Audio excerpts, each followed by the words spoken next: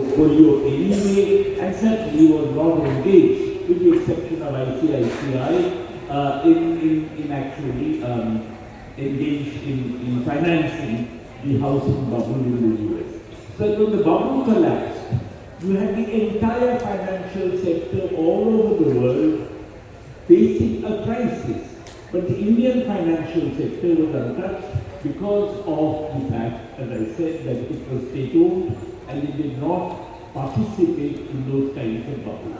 Therefore, making sure that finance remains subservient to production as opposed to speculation, making sure that finance is national as opposed to international, making sure that finance is state-owned rather than private-owned, in which case you can actually cater to the sectors that are deserving of social priority. These are essential presumptions on the basis of which post-colonial India had been moving. Now this is being altered. If this is being altered, the question would immediately be why?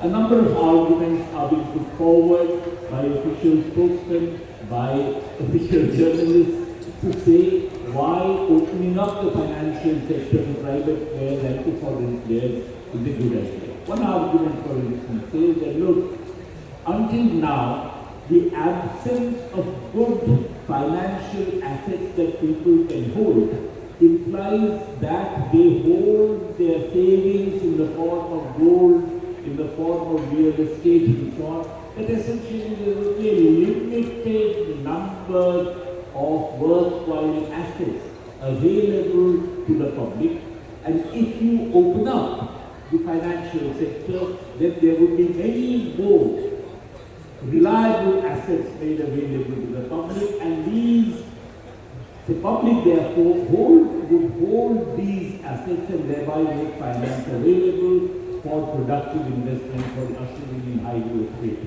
So while it's putting funds into real estate or into gold, does not have the same kind of effect on development. Suppose we grant this argument for a while. It would be absolutely no use putting funds into the financial sector if that financial sector, instead of making funds available for development inside the country, holds portfolio on, let us say, Indonesian equities, if it holds portfolio on the AI bubble and so on. So that if it is the case that you make these assets available to the public holds them, and in turn the intermediaries, financial intermediaries, actually use these funds for going all over the world, engaged in speculative activity or engaged even in lending, but elsewhere, in that case, that is of no use as far as the domestic economy is concerned. Sometimes the argument is put forward that look, there would be an inflow of foreign direct investment into the financial sector if you allow 100% equity. Now, the government has allowed 100% equity. There is not much inflow anyway as yet, but what is more, exactly the same argument holds, that suppose you have inflow of foreign direct investment into the financial sector, into the insurance sector, but these companies to which there is an inflow of foreign direct investment are engaged in giving loans all over the world, in giving loans for speculative purposes, in giving loans for investment purposes all over the world, elsewhere in the world. In that case, that's of no use whatsoever for the domestic economy. That would be a way of siphoning off Indian savings for investments in other parts of the world, but not in the Indian economy. Therefore, opening up the economy to the flows of globalized foreign direct investment itself is something which actually carries with it the risk that then our funds are going to be used elsewhere our savings would be actually financing investment elsewhere and in fact financing quite often speculative activity which tends to be much more profitable than productive activity in certain periods of time. Sometimes the argument is put forward that if you open up the financial sector to private ownership, including foreign ownership, in that sense that could increase the confidence of investors, confidence of finance, of confidence of globalized finance in the Indian economy. That they would bring in, not necessarily more foreign investment, they would simply bring in more funds because they would consider India to be a foreign finance friendly place. India to be a place which actually is friendly towards foreign finance, friendly towards foreign investors. And that this is something which is going to prop up our foreign exchange reserves, is going to prop up the rupee. As you know, at the moment, the rupee has been depreciating quite rapidly. As a matter of fact, it is now well known that it is the weakest Asian currency. And the idea of the government is that this rupee can be strengthened if you allow it to be buttressed by the inflow of finance which will take place if the confidence of the investors gets boosted in the domestic economy. So the point is that there has been increasingly privatization of the financial sector. Even so, the rupee has been weakening. In other words, the idea that if you open up the financial sector, finance would move in, and this is going to buttress the rupee, is going to strengthen the rupee, is really an idea which has not yet proved to be at all a valid idea. On the contrary, what it means is that the avenues for outflow of finance become that much larger.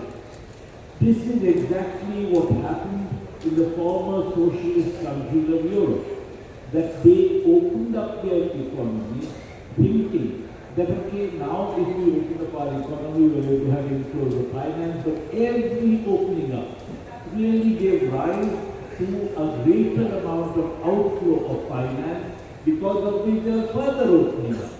This further opening up gave rise to a further outflow of finance. And this is a process that went on and on and on until the economy was completely completely sabotaged in a sense, and you had very little control by the domestic nation state on the domestic economy. That fundamentally it became a plaything of international finance capital. And this is what would happen to the Indian economy as well. Consider, for instance, in the period of the last 6th of March to April to September, both months included, there has been an inflow of about $17 billion of foreign direct investment. But during this period, there has been an outflow of finance which is close to $100 billion. Therefore, the point is that opening up the economy does not prevent an outflow of finance. Outflow of finance has to do with a number of other things. For instance, at the moment, the outflow of finance is related to the fact that the Trump tariffs have actually created the expectation in financial markets that the rupee is going to depreciate, that India's trade position would become worse, and if the trade position becomes worse, then the rupee is going to depreciate, and in anticipation of the depreciation of the rupee, they have started taking funds out, which actually gave rise to an actual depreciation of the rupee. Now, this is something which is not going to be stopped by simply opening up the financial sector. And as far as the US is concerned, is demanding its pound of flesh, that any trade agreement with the US which would give rise to a reduction in tariff is a trade agreement that would involve making serious concessions, for instance, in the dairy sector, which are going to affect our farming community extremely adversely. Therefore, the US is demanding its pound of flesh. Already the government of India has given some concessions to the US in the form of removing the 11% raw cotton duty. And therefore, this is going to affect the raw cotton growers over large parts of the country, because American raw cotton, which used to pay 11% duty earlier, is not going to now pay any duty. It will be allowed duty-free. Therefore, it would be allowed at a price which undercuts the price of a number of Indian cotton growers.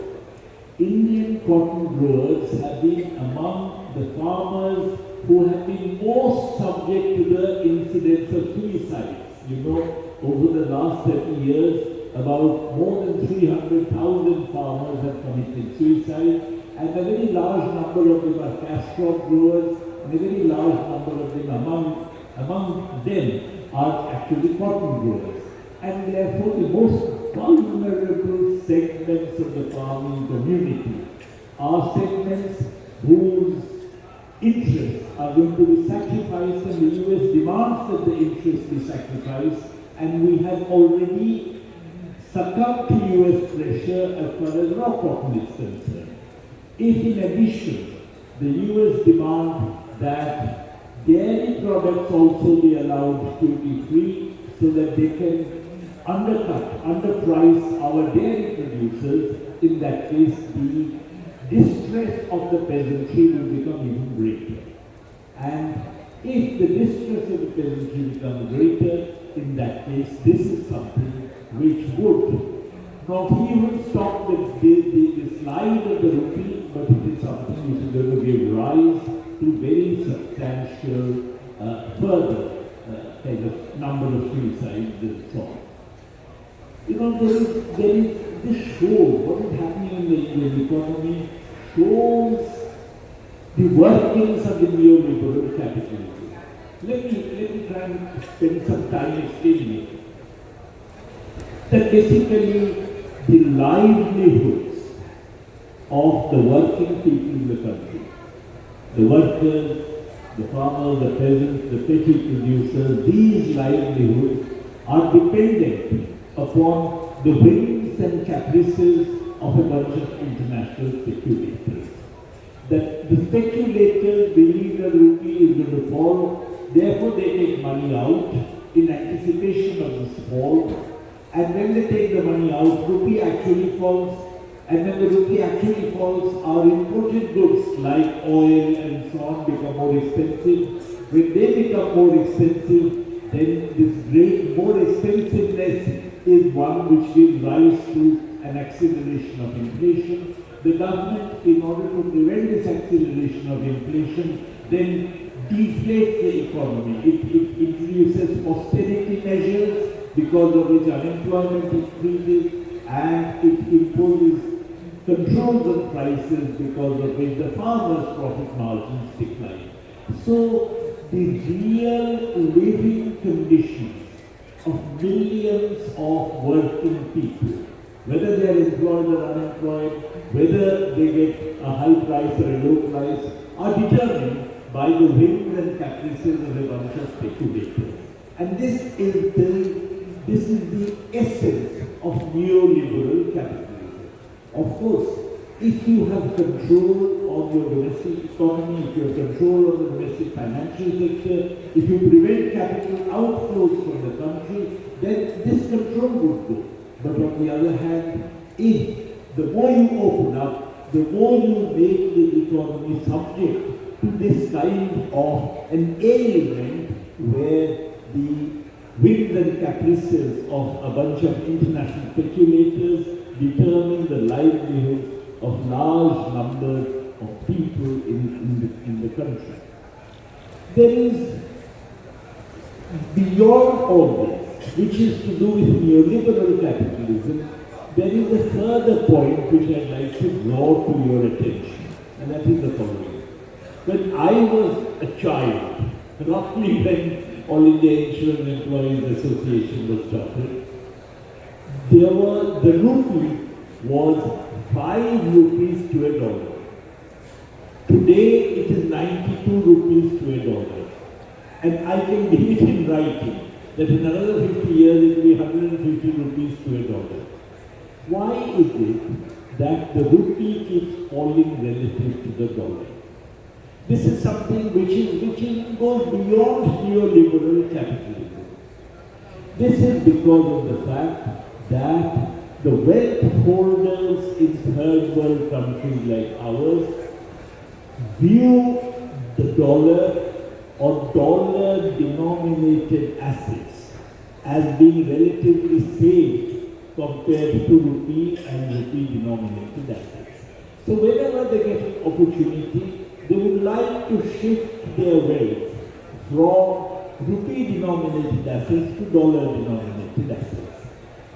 Of course, this is why they are normally not given this opportunity. Normally your capital controls, normally people are not allowed to shift their funds elsewhere, they do it surreptitiously.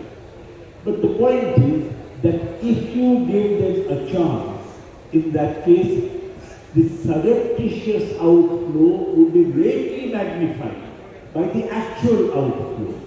And therefore, these currencies have an automatic tendency, not just Indian rupee, elsewhere also, third world currencies have an automatic tendency to depreciate vis-a-vis currencies like the dollar. And when that happens, of course, the price increases in economies like ours, and when price increases, the rupee further depreciates. Therefore, there is a kind of vicious cycle whereby over a long period of time, there is a tendency for currencies like the rupee or for all our currencies to depreciate relative to first world currencies. Looking at it differently, that is the home base of capital. Capital sees the first world as its home base. The third world is not the home base of capital. No matter how much capitalism grows here, no matter how much we boast about the rate of growth of GDP that we have been experiencing, capitalists, both in the first and the third world, actually see the first world as the home base of capital. The tendency, therefore, over a period of time is for capital to flow from the third to the first world. To prevent that flow is absolutely essential if the third world countries are to prevent a steady depreciation of the rupee. As I said, even if you have control, there will be surreptitious movements, but at least surreptitious movements would mean that the rate of depreciation would not be that high. Therefore, it is absolutely essential for economies like ours, for third world economies like ours that wish to develop, to actually ensure that capital does not flow out, that wealth does not flow out, assets don't flow out from our economies to the first world economies. And therefore capital controls are absolutely essential in economies like ours. And every move of financial liberalization is really a move in the opposite direction. In fact, this has a meaning which goes much beyond even economics. When we say that ours is a democratic country, what does democracy mean? Democracy basically means at the very least that people must have a choice between alternative political formations. All different political formations have different agendas, and people must be allowed to choose between them. Whatever agenda they like, they should actually choose that agenda. And therefore, the essence of democracy is the ability to choose between alternative agendas. But imagine a country that is actually caught in this process of financial flows, where you have liberalization of the financial sector, where basically finance can flow in and out of the country. In that case, every political formation would be tried as long as it wishes to remain within this, would be trying to make sure that finance does not flow out when it comes to power. To make sure that even before it comes to power, it must project such an agenda that finance does not flow out. And if that is the case, then the political agendas of the different, of the economic agendas of different political formations become very similar. As a matter of fact, when South Africa became independent of apartheid, when Nelson Mandela took over as the president of South Africa, there was so much of financial outflow that Nelson Mandela appointed as his finance minister the same man who had been the finance minister under the apartheid regime, a man called Derek Keyes. And therefore the whole idea was to reassure the financial markets that don't worry, we are not going to touch you. I am not trying to be critical of Nelson Mandela. I am saying that this is the logic. This is the logic of financial liberalization. This is the logic of allowing free flow of capital. And this is the logic of a country being caught in the vortex of financial flows. Now if this happens, this of course is a significant assault on democracy, because no alternative economic agenda is possible. Suppose by chance a political formation comes to power which projects an alternative economic agenda. The moment there is even a threat of his coming to power, you will have globalized finance going away from that country. You will have depreciation of the currency. You will have forces opposed to it saying that, look, even these fellows that come to power, just look what is happening to the economy, and when they come to power, how bad it will be. Therefore, this political formation is under a pressure, under compulsion to make sure that it reassures the financial interest not to upset the apple cart. But suppose this political formation, a formation of the left for instance, remains committed to an alternative economic agenda. Even then, we have to be very clear that the moment it puts capital controls, putting capital controls is absolutely essential for reclaiming democracy in a country like ours. But the moment it puts capital controls, you find that finance would not come in. If finance does not come in that case, you would not be able to finance your trade deficit. If you cannot finance your trade deficit, then you have to have import controls. If you have import controls, then the flow of goods into the country, at least immediately, you can substitute for your imports over a period of time, but the flow of goods into the country immediately would dry up, come down. And if so, there would be shortages of various goods. If your shortages of various goods, the prices would rise or they would have to be rationed. This is something which is likely even to affect the basic classes in whose interests we want to impose the capital control, in whose interest we want to move out of this vortex of financial flows from the clutches of neoliberal capitalism.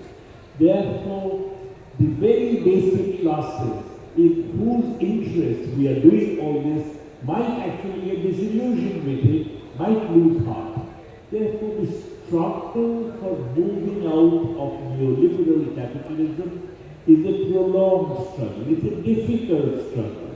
It is the difficulty of the struggle because of which many people give up. Look at Syriza in Greece. Greece had a left-wing political formation called Syriza which came to power, promising that, look, we are not going to do what all the previous governments have been doing. They have been kowtowing to international finance capital. We are not going to do it. It got elected because people were quite excited by the fact that there is a new political formation that has the courage to do something altogether different. But when Syriza came to power, again, the economic difficulties of the transition period were such that it caved in. It did exactly what the previous governments were doing. It went back on its promise, and not surprisingly, people just voted it out at the next elections.